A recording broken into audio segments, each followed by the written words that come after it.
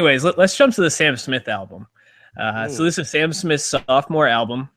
It's titled "The Thrill of It All," and it's got a picture of Sam Smith with a new haircut on the cover. What do you think about the new do? Meh. Yeah. I mean, he's a weird looking dude. He is. He's also kind of a I don't like him as a personality because he's just said a bunch of dumb shit. Like he's not that smart. You know, he's not that woke. It's okay. Yeah, but he isn't. He's also pretty young. He means well. I don't hate him, but he said some dumb shit. I don't know. He's 25, I think. Yeah, and I feel like he kind of goes away, which he's just not. Exactly. He's not that big of a celebrity at this point, which is okay. He's a great singer. And he shows off his pipes on this album. I mean, he probably does falsetto better than anybody else in the game right now. But what was your overall take from this album? Yeah, so I mean, going in, this is only his second album, and like you said, he does go away as a famous person, but he also very quickly became a fucking huge pop star. That's the reason we're talking about him. I mean, we're not huge fans of this kind of soulful pop music in general. Right. But I mean, In the Lonely Hour, his debut album, won Best Pop Vocal Album. It was nominated for Album of the Year. That's the year Beck won. I mean, it's 4 times platinum in the U.S. alone, 12 times platinum across the globe, 7 times in the U.K. where he's from. I mean, he's an absolute force. And you know, shout out Disclosure. That's where he came out. We love Disclosure. Right. But so going into this, you know, Sam Smith with all the songwriters, all the producers at his disposal, all these resources, you know, I was kind of hoping that it would kind of be more of a statement album because In the Lonely Hour, you have Stay With Me, and I'm not the only one. Not the only one. It's 2 big hits, but as an album, it's not, you know, much to talk about. And this album is kind of the same boat, which I thought was really disappointing for me because, you know, I was hoping you kind of have, you know, more of a cohesive project. But I think lyrically, it's kind of, it's kind of like a middle school lyrical content. Like it's like, here's how I feel, and I'm gonna write a whole paragraph about it. There's nothing left to your imagination. Right. Honestly, it's funny.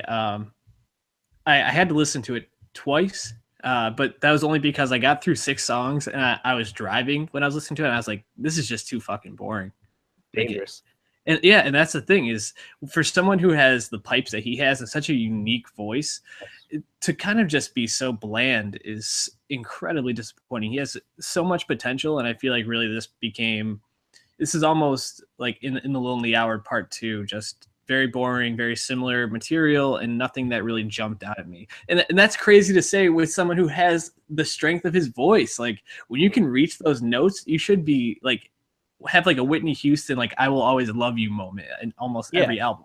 And that's the thing too. Like he's a vocal driven artist, you know, like Kelly Clarkson kind of paved the way for this a while ago. Like I said, Whitney, but like Adele, vocal driven artist. Why does she stand out? Because she's immaculate songwriting. Demi Lovato, vocal artist, great song production, a lot of variety. But Sam Smith, it's just very bland. And I think the songs I liked the most were the songs that had additions to him. Too Good at Goodbyes, the lead single, and then Nothing Left for You, both have this awesome background chorus, which really makes the song feel like I'm in church, but like really, really, like, you know, soulful, really lively almost, which, you know, when he's on his own, it's just not like that.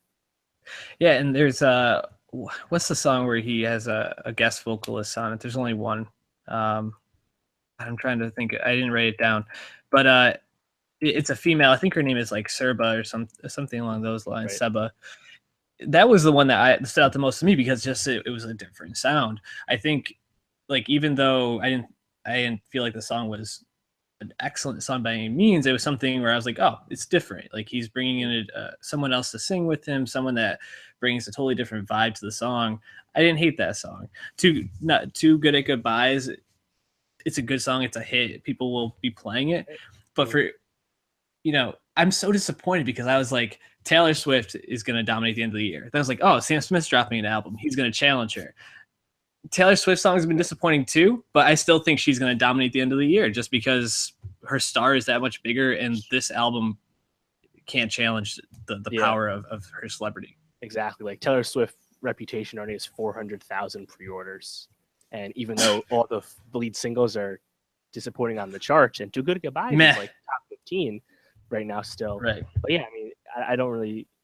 This is not gonna last, you know. I mean, yeah, probably get some Grammy No. attention a little bit, but I got shout out the song "Him" just because I think that's a coming out song that'll probably resonate with gay teens, and I want to. I mean, you know, not that I can really speak to that, but I think that song has been getting a lot of well deserved praise. But yeah, Right. overall, disappointing given the resources and people he could have around him.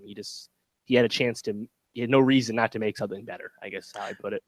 I almost want him to find someone that he likes to sing with and make like a collaboration album in a way. Someone that can push him to challenge himself as an artist at this point, because I feel like he is in danger of moving forward and just being like, this is my lane and this is all I can do. But Yeah, I mean, this is but someone who broke out with an EDM song. You know, it's like you yeah, can be more than just this amazing voice that like you can actually be a real artist. I I don't know. just not that there much of similarity for singing, but I just kind of thought of like the career of like Josh Groban. You know, Yeah, like no one really like thinks of him in high regard. He's just kind of liked, right. and this He's a good promise of singer. Sam Smith, who's still a young man, like we expect better. Exactly. Exactly. Especially for somebody who I think a lot of people after his last album were like, this guy could be the male Adele moving Yeah, forward. And absolutely. So Adele has never put out an album this bad. no, not a chance.